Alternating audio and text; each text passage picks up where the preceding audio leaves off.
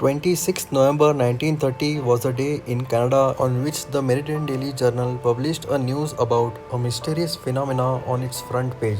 The title of the news read as The Village of the Dead. This news created a string of shockwaves in the entire North Canada because a well-settled tribe had vanished overnight. Welcome to yet another video on my channel. If you are new to the channel, please make sure you like, subscribe and tap the bell icon. Located in the farthest side of North Canada, there is an Anjikuni Lake. It's a place where a small tribe existed which was known as the Eskimo tribe. There were 100 to 150 people who lived in this tribe who made their living by fishing in the lake.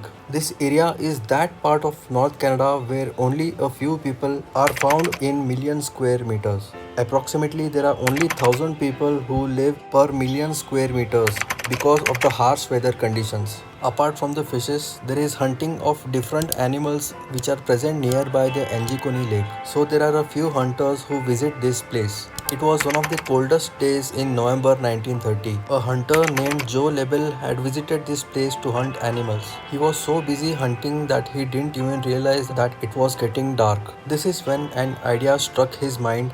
He thought that he should spend the night in a nearby tribe. So he decided to visit the Eskimo tribe which is located near the Anjikuni Lake. This tribe was known to be receptive and welcoming to their guests. So Joe Labelle packed his luggage and started heading towards the Eskimo tribe. It was during a full moon night and there was silence everywhere. There were no humans and animals who were visible till far distance.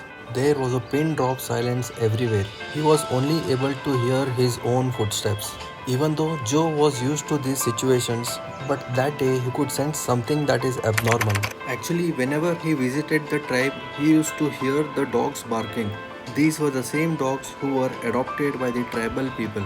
But that day he experienced complete silence when he was heading towards the Eskimo tribe.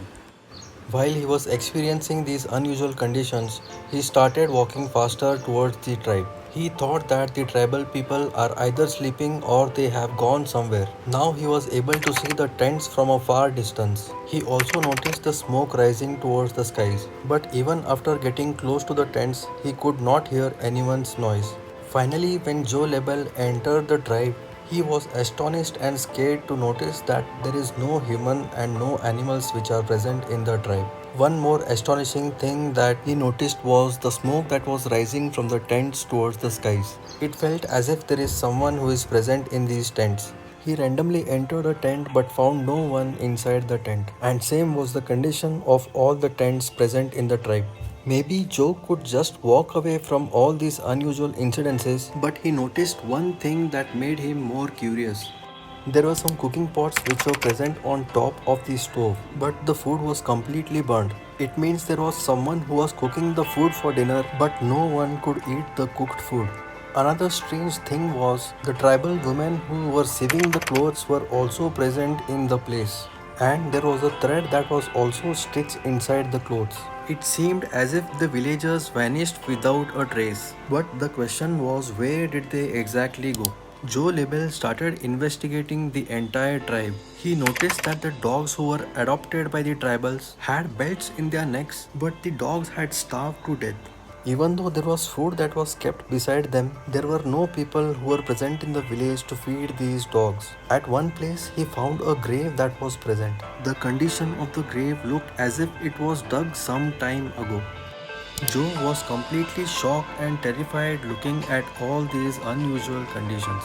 He was all alone in this tribe. He had no one to share these unusual experiences. The tribals always go with their dogs whenever they are going outside. All these unusual conditions looked like a strange phenomena. There could have been some incidents that forced the tribals to leave their tribes. They were forced to leave the tribe to such an extent that they left their dogs, food, clothes, and the burning fire. Joe was not able to get over his anxiety for a longer time, so he reached the nearby telegraph office. That is when he contacted the Royal Canadian Mounted Police. He reported whatever he noticed in the tribe. When the police visited and examined the tribe, they could relate to Joe's statements. The police were under the impression that the tribe had come under an attack and all the people got killed during the attack. In that case, there would be some blood stains that would appear in some locations. The police decided to conduct a search operation to find the tribals. During this search operation, there was a unique thing that was discovered which even Joe Labelle could not notice. The entire tribe was covered with snow, but there were no footprints that were found on the snow. There were footprints of only one person that were seen, and those footprints were of Joe Labelle. It means if apart from Joe Labelle there was no one who entered or left the tribe, then where did the tribals disappear?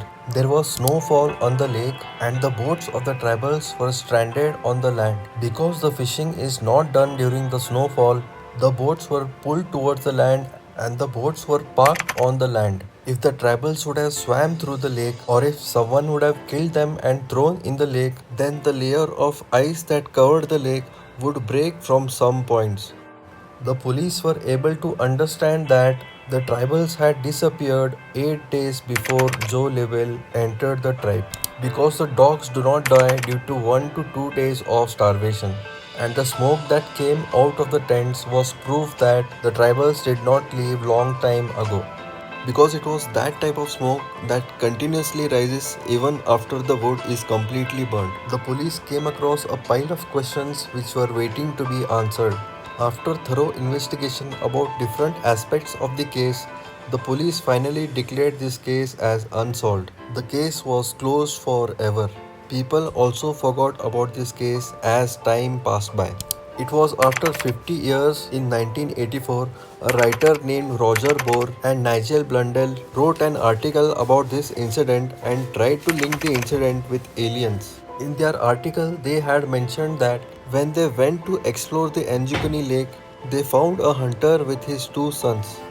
They said that they noticed some objects flying in the air and the shape of these objects were different. They also mentioned that these objects were flying at the place where the Eskimo tribe is located. Considering these statements as the base of the story, it was said that on that night the aliens had landed near the tribe and they kidnapped all the tribals along with them. But the writers had no proof about these alien attacks, and that is the reason people did not believe, so the alien attack theory was rejected. After the theory was rejected, people started making their own stories about the disappearance of the Eskimo tribals. Ultimately, the truth is that it has been close to 100 years, but there is no one who has answers to all these questions. What do you think could have been the mystery of the Anjikuni Lake? Please share your comments in the comment section, and if you liked the video, please make sure you like, subscribe and tap the bell icon for more such videos, and thank you so much for watching.